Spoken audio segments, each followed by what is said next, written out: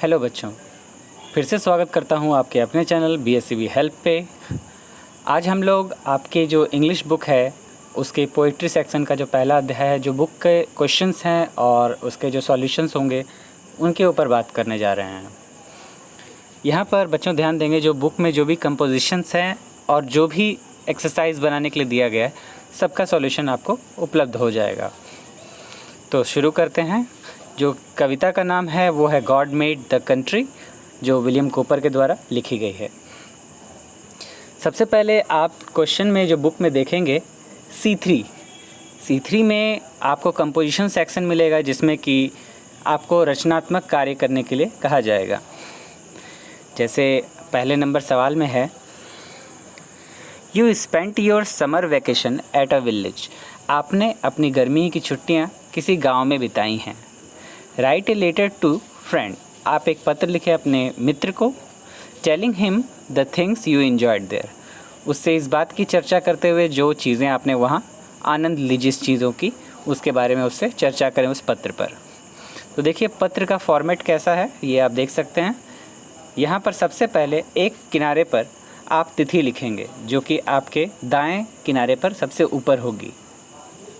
फिर बाएं किनारे पर आप संबोधन के लिए जो भी आप मित्र को कहना चाहें, डियर फ्रेंड या फिर डायरेक्ट डियर नाम से लिख सकते हैं कि डियर अमित, या फिर जो है डियर फ्रेंड अमित, ऐसे भी आप लिख सकते हैं। पत्र की शुरुआत में आप उसे संबोधित करेंगे पिछले पत्र से जोड़कर, या फिर आप अपनी बात को किसी अलग तरीके से रखेंगे। जैसे यहाँ पत्र में मैंने दिखाया है कि in my last letter I had promised that I would tell you how I enjoyed my summer vacation this year। कि मैंने पिछले पत्र में तुमसे ये वादा किया था कि मैं तुम्हें बताऊंगा कि मैंने अपनी गर्मियों की छुट्टियां कैसे बिताई। Actually, that was quite different experience for everyone। वास्तव में वो गर्मी की छुट्टी का अनुभव हमेशा सबके लिए अलग रहा, एक नया सा अनुभव था वो। It seems to me that just yesterday I traveled to my uncle's home located at the foothills of Gaya। और ऐसा लग रहा है जैसे ये कल की ही बात हो कि हम लोग अपने अंकल के गांव गए थे, जो कि गया में है। गया में पहाड़ी के तल पर बसा हुआ एक गांव जो बड़ा खूबसूरत है, वहाँ हम लोग गए थे। I think that it is the most beautiful part of the district। मुझे ऐसा अनुभव हुआ कि यह गांव पूरे ज़िले का एक बहुत ही सुंदर सा गांव, एक बहुत सुंदर सा हिस्सा है। A small village near a mountain and a lake, all with natural climate. एक छोटा सा गांव जो एक पर्वत के किनारे है, एक झील है वहाँ, और प्राकृतिक वातावरण है। It is such a place where the glossy water, the blue sky and the hilltop showered with green trees met in harmony। ऐसा लगता है कि वहाँ पर का जो दृश्य है, जो पानी की चमक है, जो आसमान का नीलापन है, जो पहाड़ों की सुंदरता है, और साथ में जो पेड़ पौधे हैं, वो सब स्वर्ग की याद दिलाते हैं। It was not much far from the main town, but it actually looks like a peaceful heaven। ये शहर से ज़्यादा दूर नहीं है, परंतु ये बिल्कुल स्वर्ग जैसा दिखता है। The excitement of catching fishes, वहाँ मछली पकड़ने का आनंद लेना। द प्लकिंग ऑफ फ्रूट्स, फल तोड़ना बागीचे से। And flowers from the groves, all filled my heart with happiness. और जो बागीचे के कुछ फूल थे, जो फूल के पौधे थे, जो बगीचा था, उसका दृश्य उसने मेरे हृदय को सुंदरता से, खुशी से और संतृप्ति से भर दिया। I wish I could spend my whole life there.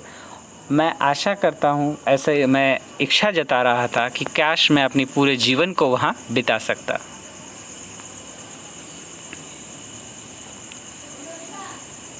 No more today, wishing you all the best. आज के लिए बस इतना ही। हम बाकी और अगले पत्र में बात करेंगे। तब तक के लिए मेरी शुभकामनाएं तुम्हारे साथ है। योर्स एवर, हमेशा के लिए तुम्हारा मित्र चिंटू। आप यहाँ नीचे अपना नाम लिखेंगे चिंटू के स्थान पर। इसमें कंपोजिशन में सेकंड नंबर में आप देखेंगे लिखा हुआ है write a paragraph on the trees that are found in your village. आप अपने एक पैराग्राफ की रचना करें, एक पैराग्राफ लिखें जिसमें आप अपने आसपास अपने गांव में पाए जाने वाले पेड़ों की चर्चा करेंगे। तो शुरुआत करते हैं। यहाँ है the name of my village is Tilakpur. मेरे गांव का नाम तिलकपुर है। आप किसी भी गांव का नाम दे दें, कोई दिक्कत नहीं है यहाँ पे। It is a beautiful and quite place with full of natural vegetation. ये एक सुंदर सा गांव है, एक शांत सा गांव है जो पूरी तरह से प्राकृतिक दृश्यों से भरा हुआ है। It has many trees like mango orchard, jackfruit trees, 3 or 4 big banyan trees with the sacred peepal tree. यहाँ पर बहुत सारे आम के बागीचे हैं, कटहल के पेड़ हैं, 3-4 बड़े बड़े बरगद के पेड़ हैं, कई सारे पीपल के पेड़ हैं। ये सारे यहाँ पर की सुंदरता बढ़ाते हैं, हरियाली को बढ़ाते हैं। The village is located beside the Ganga river. ये गांव जो है गंगा नदी के किनारे बसा हुआ है।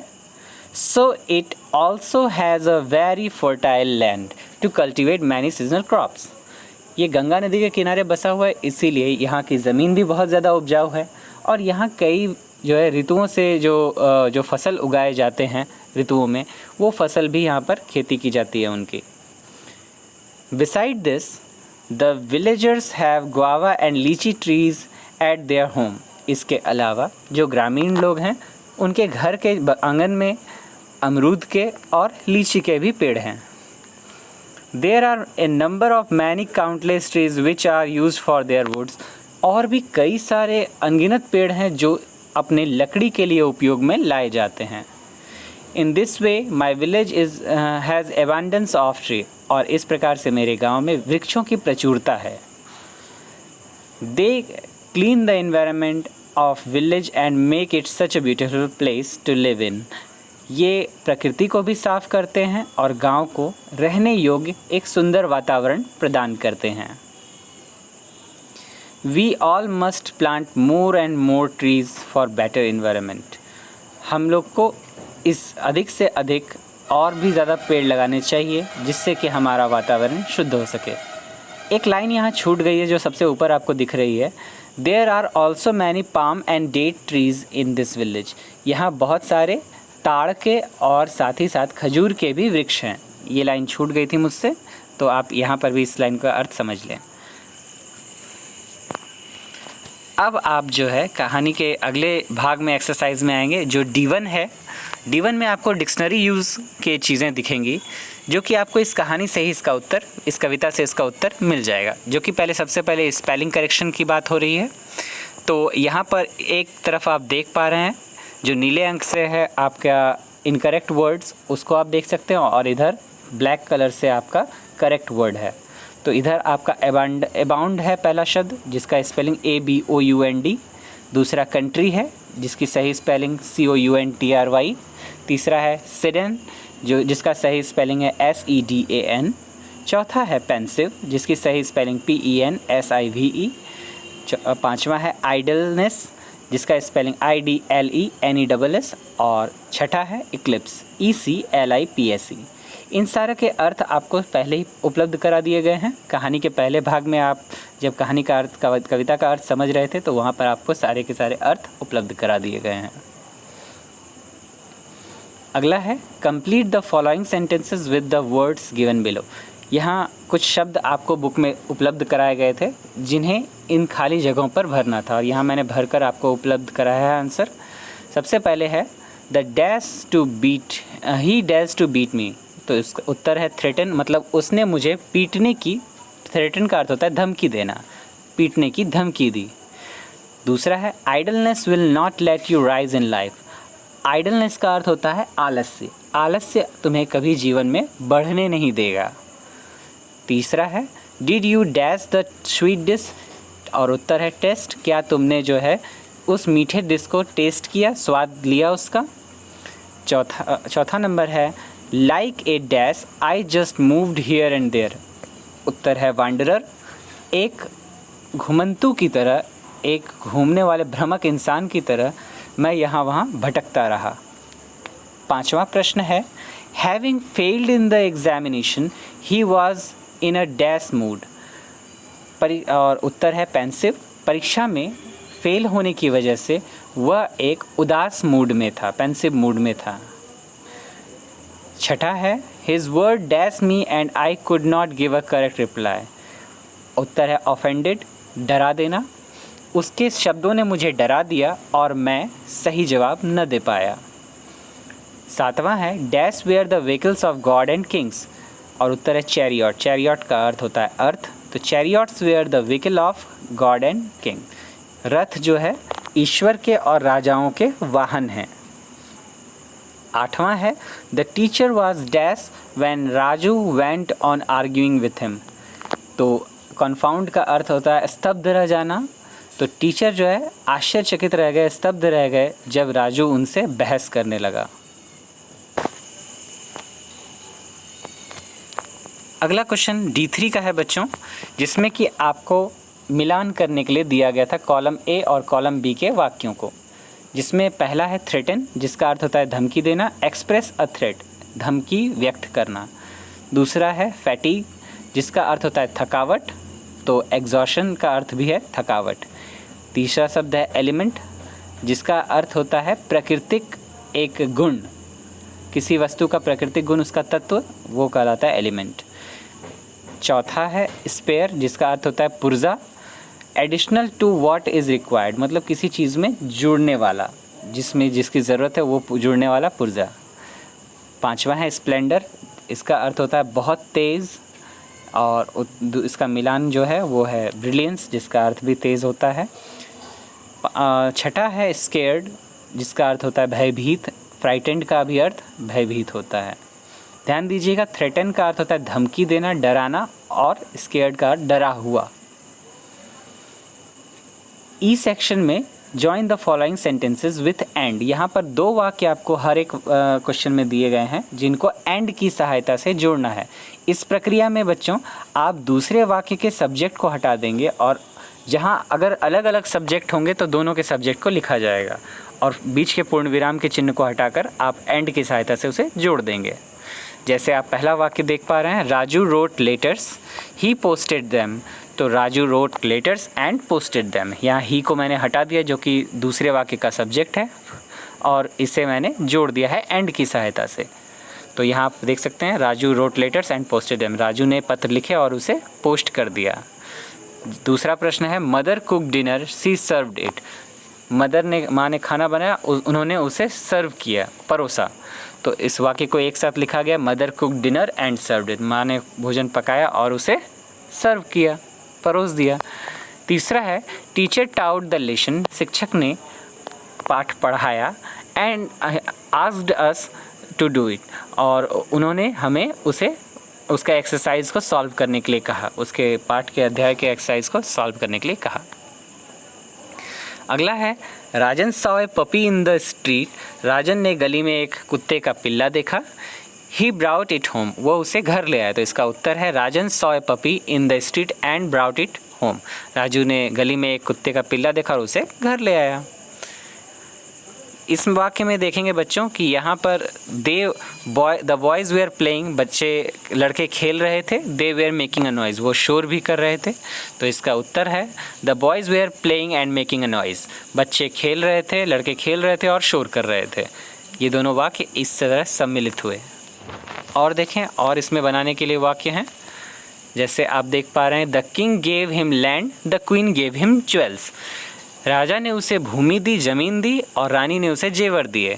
तो यहाँ पर दोनों में अलग अलग सब्जेक्ट है, तो हम दोनों सब्जेक्ट को लिखेंगे और बीच में एंड लिखेंगे। The king gave him land and the queen gave him jewels, राजा ने उसे ज़मीन दी और रानी ने उसे जेवर दिए। अगला है he went to the circus, वो सर्कस गया। His friend went to the cinema, उसके मित्र सिनेमा गए। तो यहाँ भी दोनों सब्जेक्ट अलग अलग हैं, इसीलिए यहाँ दोनों सब्जेक्ट लिखेंगे। He went to the circus and his friends went to the cinema, वह सर्कस गया और उसके मित्र सिनेमा देखने गए। अगला प्रश्न है वी गो टू दिल्ली, हम दिल्ली जाएंगे। We will go to Delhi, they will go to Jaipur, वे लोग जयपुर जाएंगे। यहाँ भी दोनों में अलग अलग सब्जेक्ट है, इसीलिए we will go to Delhi and they will go to Jaipur, इस तरह से वाक्य को जोड़ा जाएगा। हम लोग दिल्ली जाएंगे और वे जयपुर जाएंगे। अगला है my father is in the drawing room, मेरे पिताजी ड्राइंग रूम में हैं। I am in the study, और मैं स्टडी रूम में हूँ। तो इस वाक्य को जो है जोड़ा जाएगा, my father is in the drawing room and I am in the study. मेरे पिताजी ड्राइंग रूम में और मैं स्टडी रूम में हूँ। इस कहानी का आखिरी जो आपका बुक का सॉल्यूशन है वो है translation. Translate the following sentences into English. इन वाक्यों को अंग्रेज़ी में अनुवाद करें। जैसे पहला है, इस फल को मत खाओ, डोंट ईट दिस फ्रूट, इस फल को मत खाओ। इसका अर्थ यही है, धूप में मत खेलो, don't play in the sun. अगला है, बाज़ार शाम में जाओ, go to market in the evening. प्रतिदिन व्यायाम करो, टेक एक्सरसाइज डेली। यहाँ पर बच्चों ये सारे वाक्य एम्फैटिक सेंटेंस के रूप में हैं। आपको जब मैं ग्रामर पढ़ाऊँगा तो उस भाग में आप ये सारे के अनुवाद के नियम भी सीखेंगे। अभी फ़िलहाल बुक के सॉल्यूशन हैं, तो आप इसे सॉल्यूशन के रूप में नोट करें। अगला है, नियमित रूप से अध्ययन करो, स्टडी रेगुलरली। धार्मिक पुस्तकों का अध्ययन करो, स्टडी रिलीजियस बुक्स। अगला है, कुछ समय छोटे भाई बहनों के साथ बिताओ, spend some time with younger brother and sister. रोज़ अखबार पढ़ो, रीड न्यूज़पेपर डेली। रोज़ कुछ नए अंग्रेजी के शब्द सीखो, learn some new words of English daily. अगला है, कमरे की खिड़कियाँ खोल दो, open the windows of the room. तो इस तरह से बच्चों आपके पोइट्री के पहले अध्याय का पूरा किताब का सॉल्यूशन आपको उपलब्ध कराया गया। कहानी के कल के भाग में हम कहानी के दूसरे अध्याय को, मतलब कविता के जो दूसरी कविता होगी उस पर चर्चा करेंगे। तब तक के लिए अगर आपको ये वीडियो पसंद आई हो तो आप अपना लाइक अवश्य दें। चैनल को अगर अभी तक आपने सब्सक्राइब नहीं किया तो सब्सक्राइब भी करें और अधिक से अधिक बच्चों के साथ इसे शेयर करें। किसी भी प्रकार की समस्या के लिए आप नीचे कमेंट करके मुझसे पूछ सकते हैं सवाल, और मैं उसका जवाब आपको उपलब्ध कराऊंगा। तब तक के लिए धन्यवाद।